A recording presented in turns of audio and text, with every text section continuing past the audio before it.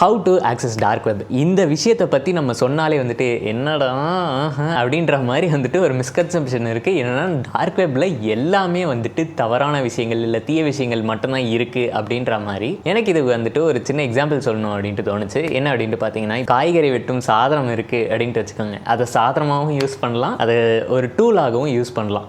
நீங்கள் அதை எப்படி யூஸ் பண்ணுறீங்க அப்படின்றத பொறுத்து தான் அது இருக்குது. அதே மாதிரி தான் வந்துட்டு டார்க் வெப்பும். டார்க் வெப்பில் வந்துட்டு அது நல்லதுக்காகவும் லீகலான விஷயத்துக்கும் யூஸ் பண்ணலாம், இல்லை இல்லீகலான விஷயத்துக்கும் நீங்கள் யூஸ் பண்ணலாம். அது நீங்கள் யூஸ் பண்ணுற விஷயத்தை பொறுத்து தான் இருக்குது. நிறைய பேர் வந்துட்டு அதை ப்ரைவசிக்காக யூஸ் பண்ணுவாங்க. சரி, இந்த டார்க் வெப்பை எப்படி ஆக்சஸ் பண்ணுறது அப்படின்றது தெரிஞ்சுக்கிறதுக்கு முன்னாடி நம்ம வந்துட்டு நார்மல் வெப்பை பற்றியும் வந்துட்டு கொஞ்சம் டீட்டெயிலாக தெரிஞ்சுக்கலாம். டைப்ஸ் ஆஃப் இன்டர்நெட் அதில் பார்த்தீங்கன்னா வந்துட்டு 3 டைப் இருக்குது. ஒன்று வந்துட்டு சர்ஃபேஸ் வெப், இன்னொன்று டீப் வெப், இன்னொன்று டார்க் வெப் அப்படின்வாங்க. இதில் சர்ஃபேஸ் வெப்புங்கிறது நம்ம நார்மலாக publicly available information. For example Wikipedia, இந்த கூகுளில் நம்ம சர்ச் பண்ணுறது, இது எல்லாமே வந்துட்டு சர்ஃபேஸ் வெப்பில் இருக்கிறது. இது எல்லாத்தையுமே பார்த்தீங்கன்னா நீங்கள் நார்மலான ஒரு ப்ரௌசர் வச்சே ஆக்சஸ் பண்ணலாம். ஃபார் எக்ஸாம்பிள் க்ரோமோ இல்லை சஃபாரியோ ஏதோ ஒன்று வச்சு கூட வந்துட்டு நீங்கள் ஆக்சஸ் பண்ணிக்கலாம். அப்போ டீப் வெப் டார்க் வெப்னா சேம் தானே ப்ரோ அப்படின்னுமே வந்துட்டு ஒரு சிலர் கேட்பீங்க. அதுதான் இல்லை. Let me explain. டீப் வெப்புக்கு ஒரு சூட்டபிளான எக்ஸாம்பிள் சொல்லணும் அப்படின்ட்டு பார்த்தீங்கன்னா, ஃபார் எக்ஸாம்பிள் நான் வந்துட்டு ஏடிஎம்ல போயிட்டு என்னோட ஏடிஎம் கார்டை போட்டுட்டு என்னோட பின்னை என்டர் பண்ணதுக்கு அப்புறம் தான் என்னால் வந்துட்டு அந்த டிரான்சாக்ஷனை இனிஷியேட் பண்ண முடியும். இந்த எக்ஸாம்பிள் தான் வந்துட்டு நம்ம டீப் வெப்புக்கு எடுத்துக்கும். அதாவது எந்த ஒரு டேட்டாலாம் ப்ரொடெக்டடாக இருக்கும். ஃபார் எக்ஸாம்பிள் நீங்கள் வந்துட்டு உங்களோட யூசர் ஐடி, பாஸ்வேர்டு இதெல்லாம் போட்டு ஆக்சஸ் பண்ணுறீங்களோ அது எல்லாமே வந்துட்டு டீப் வெப் அப்படின்ட்டு சொல்லலாம். டீப் வெப் வந்துட்டு மற்றவங்க சொல்கிற மாதிரி வந்துட்டு அந்தளவுக்கு ரேராக இல்லாமல் ரொம்பவே காமனாக தான் இருக்கும். இன்ஃபேக்ட் சொல்ல போனால் 90% of the website on the internet runs on deep web. So பேசிக்காக சொல்லணும்னா அதுக்கு வந்துட்டு ஒரு சைன்இன் தேவை. ஃபார் எக்ஸாம்பிள் நீங்கள் வந்துட்டு இப்போ உங்களோட மெடிக்கல் ரெக்கார்ட்ஸ்லாம் பார்க்குறீங்க, இல்லைனா வந்து ஆன்லைன் பேங்கிங்லலாம் வந்துட்டு உங்களோட பேங்க் பேலன்ஸ் செக் பண்ணுறீங்களா, அது எல்லாமே வந்துட்டு டீப் வெப்புக்குள்ளே தான் வரும். ஏன்னா அது எல்லாத்துலேயும் உங்களோட சென்சிட்டிவ் இன்ஃபர்மேஷன் இருக்குது. அது எல்லாத்தையும் ஆக்சஸ் பண்ணுறதுக்கு தான் வந்துட்டு உங்களுக்கு யூசர் ஐடி, பாஸ்வேர்டு அப்படின்ற மாதிரி தனியாக கொடுத்துருப்பாங்க. டீப் வெப்பையும் வந்துட்டு ஆக்சஸ் பண்ணுவாங்க.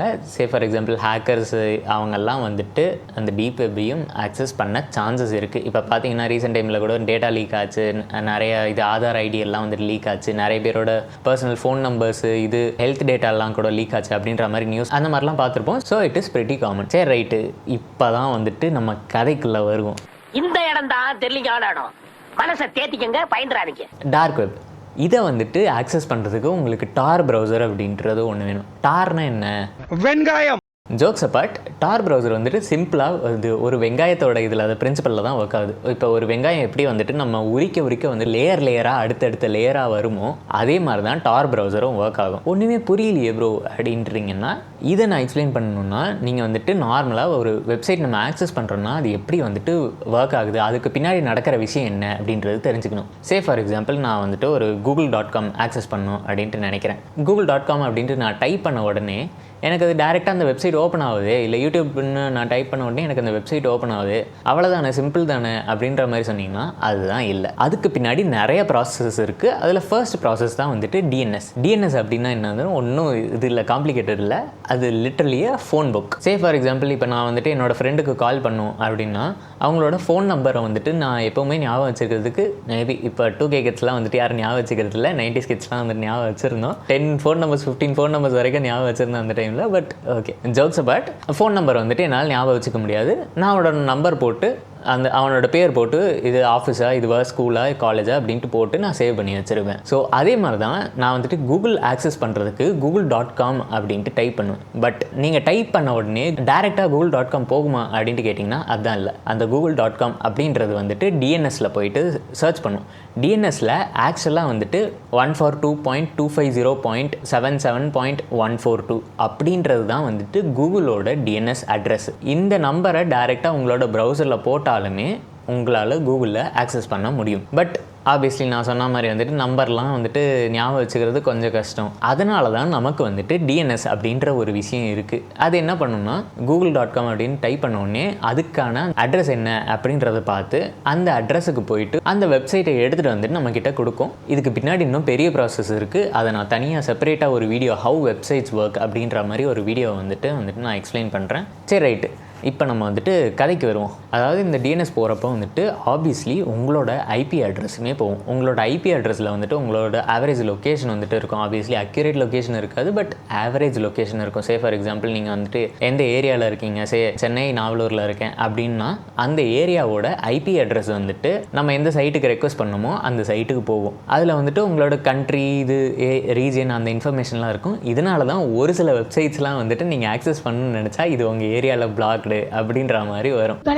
சரி ப்ரோ, இந்த லொக்கேஷன் போகிறதுனால என்ன பிரச்சனை அப்படின்ட்டு பார்த்தீங்கன்னா, நார்மல் சர்ஃபேஸ் வெப் ஆக்சஸ் பண்ணுற வரைக்கும் வந்துட்டு எந்த பிரச்சனையும் கிடையாது. பட் டார்க் வெப் பொறுத்த வரைக்கும் வந்துட்டு நீங்கள் லொக்கேஷன்லாம் ஆக்சஸ் ஆச்சுன்னா ஹேக்கர்ஸ் வந்துட்டு அதை தவறான விதத்தில் யூஸ் பண்ணுறதுக்கு நிறையவே சான்சஸ் இருக்குது. ஸோ அதனால தான் வந்துட்டு நம்ம டார் ப்ரௌசர் யூஸ் பண்ணும். டார் ப்ரௌசர் என்ன பண்ணும் அப்படின்ட்டு பார்த்தீங்கன்னா, நான் ஆல்ரெடி சொன்ன மாதிரி வெங்காயத்தை உரிக்கிற மாதிரி உள்ள ஒன்று லேயராக இருக்கும்ல, அந்த மாதிரி வந்துட்டு உங்களோட ஐபி அட்ரஸ் வேற ஒரு ஐபி அட்ரஸுக்கு கனெக்ட் ஆகிருக்கு, வேற ஒரு கண்ட்ரி ரீஜனோட. அந்த ஐபி வந்துட்டு வேற ஒரு கண்ட்ரியோட கனெக்ட் ஆகிருக்கு. இந்த மாதிரி ஒரு 3 to 4 லேயர்ஸ் ஆஃப் இது கனெக்ஷன்ஸ் தாண்டி தான் வந்துட்டு உங்களுக்கு அந்த வெப்சைட்டையே வந்துட்டு ஆக்சஸ் பண்ண முடியும். ஆப்வியஸ்லி இதில் வந்துட்டு டைனாமிக் ஐபி அட்ரஸ் இருக்கிறதுனால இது வந்துட்டு சேஞ்ச் ஆகிட்டே இருக்கும். அதனால் அந்த வெப்சைட்ஸில் இருக்க அந்த பாட்ஸ்னால் உங்களை ட்ராக் பண்ண முடியாது. ஆப்வியஸ்லி இதில் வந்துட்டு ப்ரைவசி அப்படின்ற ஒரு விஷயத்துக்கு ஒரு கண்டிப்பாக ஒரு பெட்டர் விஷயமா இருந்தாலும் நமக்கு இதில் இன்னொரு ட்ராபேக் என்ன அப்படின்ட்டு பார்த்தீங்கன்னா, ரொம்பவே ஸ்லோவாக தான் இருக்கும் அதோட கனெக்ஷன். நமக்கு ஆனியன் ப்ரௌசர்லாம் வந்துட்டு லோட் ஆகிறதுக்கு ரொம்பவே லேட் ஆகும். டார்க் வெப்பில் தி ஆனியன் ரவுட்டர் யூஸ் பண்ணுற